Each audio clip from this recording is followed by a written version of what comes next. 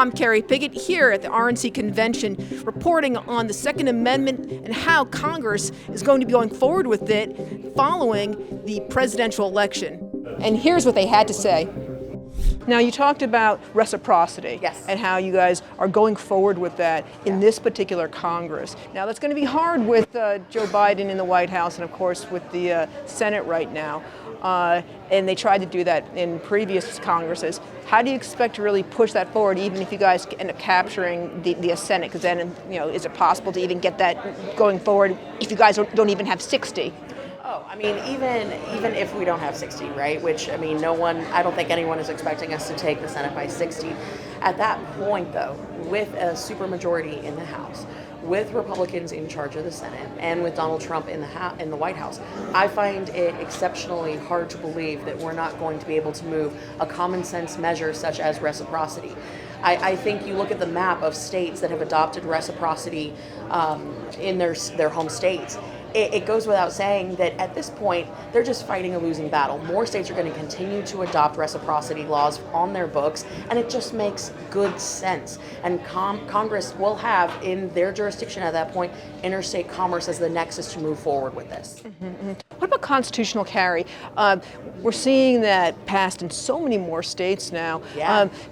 Do you see that being picked up, even more now as we go forward? Can you talk about that? I know Florida just passed that specifically. Yeah, it's nice that I don't have to continue to renew my concealed carry license because now we have the constitutional carry on the books. But I will say that if we can get reciprocity, I think constitutional carry is a next step that will follow immediately right after.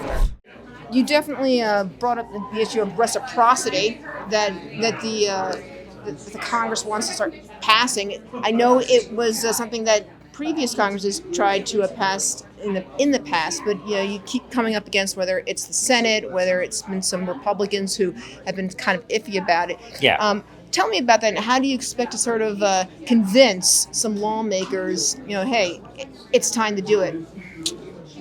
Concealed carry obviously has evolved nationwide into a state-by-state set of statutes and processes for somebody to either apply for a concealed carry permit or in obviously some states where they have a constitutional carry where there's very few limitations.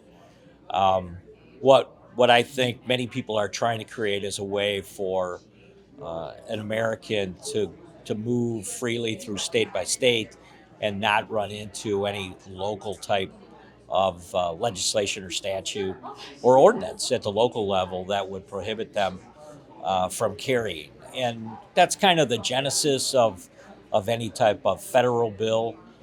There's efforts at the state level to try and build reciprocity between specific states. But I think it's worth examining whether or not it makes sense for us to somehow come up with something at the federal level that would allow that. Okay, but Congressman, you know as well as I do, especially we see this in Washington, D.C., we see this in New York, we see this in other sort of like blue states with who had to abide by the Supreme Court, decision where they said, no, sorry, you have to have concealed carry, but then they're like, oh, but we're going to essentially blanket the entire city saying that you have these like sort of like no-go zones. And it essentially made concealed carry essentially like a totally moot situation. How do you expect, any of these concealed carry reciprocity laws to be anyhow effective if these cities are just going to turn around and go, so what? We're going to have our own little laws anyway. I mean, I'm not an expert on the statutes in every state. Sure. But certainly I know in our state where we worked through that process to become one of the states that had concealed carry, there were a lot of different things that were taken into consideration, and one of them was whether or not there would be some reciprocity with other states, and where our standards for concealed carry so much higher that possibly it wouldn't be taking it wouldn't be taken into account when you were in another state. So I think that state legislators kind of work through that process as they develop their own bills. I mean, I'm not trying to do gotcha here. Please understand that this is an issue of like preemption that's like essentially going on. I mean, Louisiana dealt with it in its own way. I mean, I know that Wisconsin may like deal with it later on and so on and so forth as far as you're concerned. Yeah, there's a number of ways that you can apply for a concealed carry permit and what the requirements are here in our state.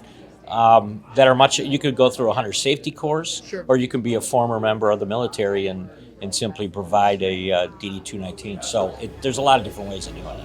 All right, Congressman, thanks for talking.